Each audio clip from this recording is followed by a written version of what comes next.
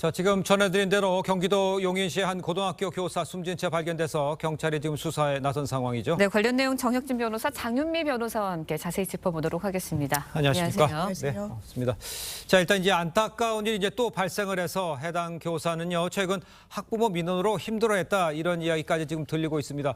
자, 일단 변호사님, 그 경찰은 어떤 부분을 중점적으로 지금 들여다볼 수 되게 되는 상황입니까? 일단 우선적으로 사망의 원인부터 봐야 되겠죠. 네. 그러니까 극단적 선택을 한 것이 아닌가 이런 추정은 할 수 있지만 예. 혹시 타살일 수도 있을지 모르니까 그런데 이제 유서가 현장에서 발견됐다라고 하니까 아마 이제 극단적 선택을 그 선생님이 하신 거 아닌가 그런 추측은 들고요. 네. 그다음에 두 번째는 학부모 민원이 있었다고 그러지 않았습니까? 그렇습니다. 학부모 민원에 의해서 스트레스를 많이 받았다 이렇게 그 유족들이 진술을 하고 있으니까 네. 그렇다라고 하면 여기에 있어서도 마찬가지로 그러한 학부모 민원이 있었는지 여부 그 사실 자체가 있었는지를 확인해야 될 것이고 만약에 있었다라고 하면 어떤 내용이었는지 그다음에 그 내용이 구체적으로 어떤 범죄에 해당할 수 있는지 여부에 대해서 경찰이 수사할 것이 많이 있을 것 같은데 그런데 요번에 돌아가신 분이 다른 분도 아니고 60대 교사였단 말이에요. 그러니까요. 네. 그러니까 상당히 이제 경력이 많으신 분인데 어떻게 그런 분이 이런 그 선택을 할 정도로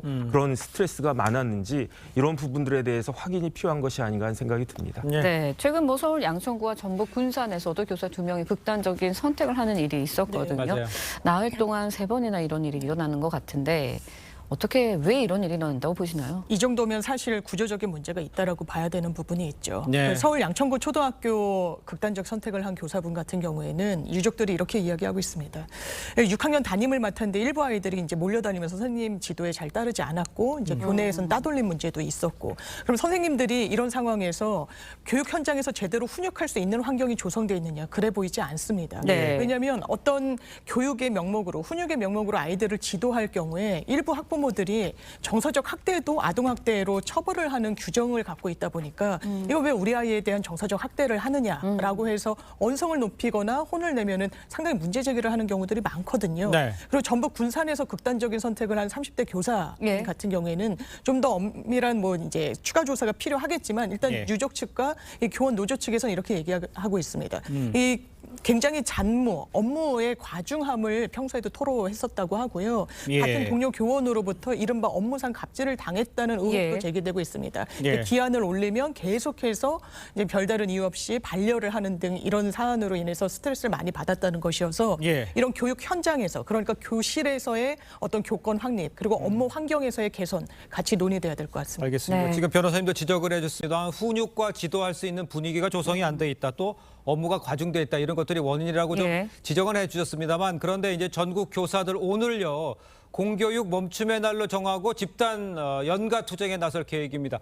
그렇다면 이런 것들을 알 수는 있는데 이런 걸 집단 행동으로 하는 것에 대해서는 어떻게 이해를 하면 될까요? 일단 원칙적으로 다른 분들도 아닌 선생님들이 집단적으로 행동하시는 것은 네네. 그다음에 그 행동의 결과로 인해서 사실은 학생들의 수업권이 침해가 되는 거 아니겠습니까? 네. 이런 것들은 원칙적으로는 사실 적절해 보이지는 않고 예. 그다음에 이제 초중등 교육법을 찾아보면요. 교육청이 긴급한 사유가 있고 그렇기 때문에 정상 수업이 불가능한 경우에는 학교에 휴업을 명할 수 있다 이렇게 되어 있지만 예. 이때 긴급 사유는 뭐 재난이나 재해나 이런 것들을 말하는 것이거든요.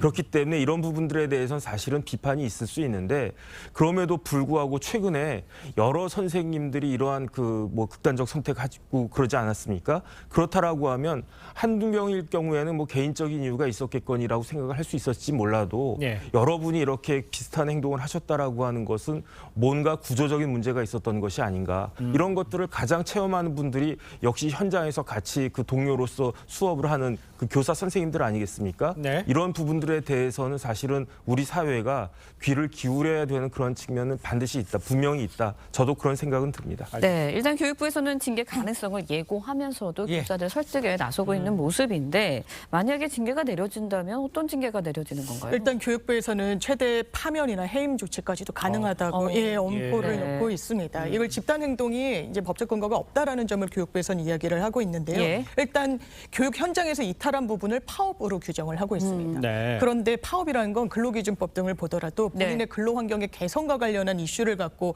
제기를 할 수 있는 것이어서 어떤 사회적인 이슈를 갖고 하게 되면 이제 정치 파업이다, 불법 파업이다 이렇게 단정을 받게 되는데 예. 일단 실질적인 징계에 이를 수 있을지는 상당히 좀 의문인 부분이 있습니다. 네. 일단은 지금의 교권 회복과 관련한 언론, 여론의 움직임이 이런 단체 행동에 대해서 지지하는 부분이 또 분명히 있고요. 네네. 여론조사를 해보면 실제로 집단 행동을 했을 때 징계까지 이르러야 된다라고 답변하는 국민들이 상당히 좀 적습니다. 네. 이런 분위기 속에서 아마 이제 사전 경고 성격을 띠고 있지만 실질적인 어떤 징계까지 이를지는 좀 지켜봐야 될 것 같습니다. 그러니까 지금 이제 법적으로는 이제 어떨지 좀 따져봐야겠습니다만 일단 우리가 좀 생각해봐야 될 거는요.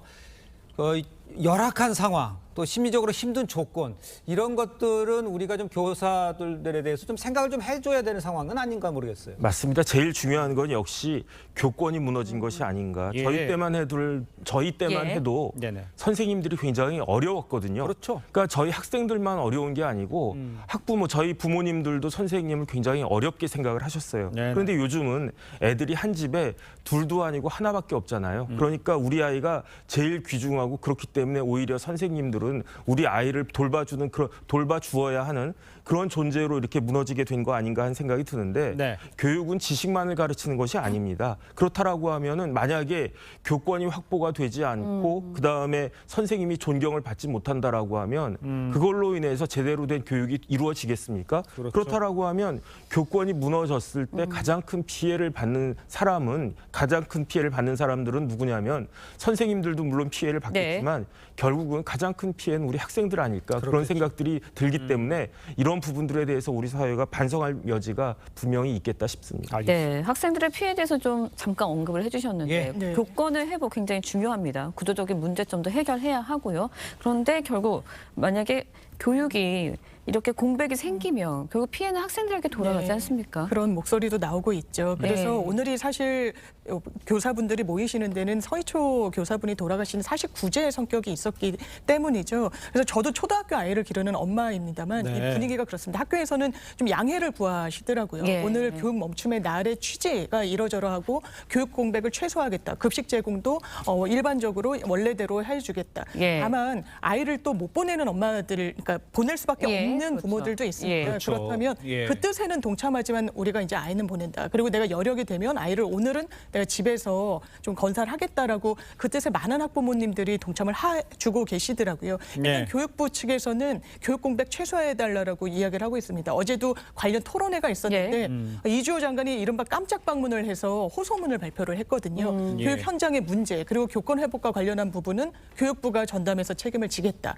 교육 현장에는 선생님들께서 머물러 계주시고 그리고 교육부를 믿어달라라는 입장을 예. 또 했습니다. 네. 그러니까 이제 정부와 여당이 이제 어제 교권 회복 4대 법안을 개정하기로 이제 합의를 하면서 좀 해결하는 모습을 보였는데 이게 그냥 일시적으로 땜질식으로 해서는 안 되지 않겠어요? 일단은 그 교권 회복 4법이 교육기본법, 교원지휘법, 그다음에 초등교육법, 네. 그다음에 유아교육법 이런 법들을 이제 그 학교에서 교권 회복 4법으로 규정을 하고 있는데요. 예. 사실 핵심은 뭐냐면은 그 학교 선생님들이 교육 지도를 하는데 이런 것들을 아동 학대로 몰고 간단 말이에요. 그래가지고 이제 민원 제기가 되면 그렇게 되면 선생님들한테 일정한 불이익이 가해지는데 네. 가장 참기 어려운 그러한 그 불이익은 뭐냐면은 심리적인 무력감이에요. 선생님들 입장에서는 좋은 뜻으로 이 학생을 가르치려고 하는 그런 교육 목적으로 일정한 그 지도를 한 것인데 예. 이것을 마치 아동을 학대하는 어떤 범죄자 같은 그런 취급을 받게 되니까 그럼 내가 할 수 있는 게 뭔가 내가 지금 못하러 선생님을 하고 앉아 있는가 예. 이런 생각들을 할 수밖에 없지 않겠습니까? 네. 이런 부분들에 대한 해결책을 정부 여당에서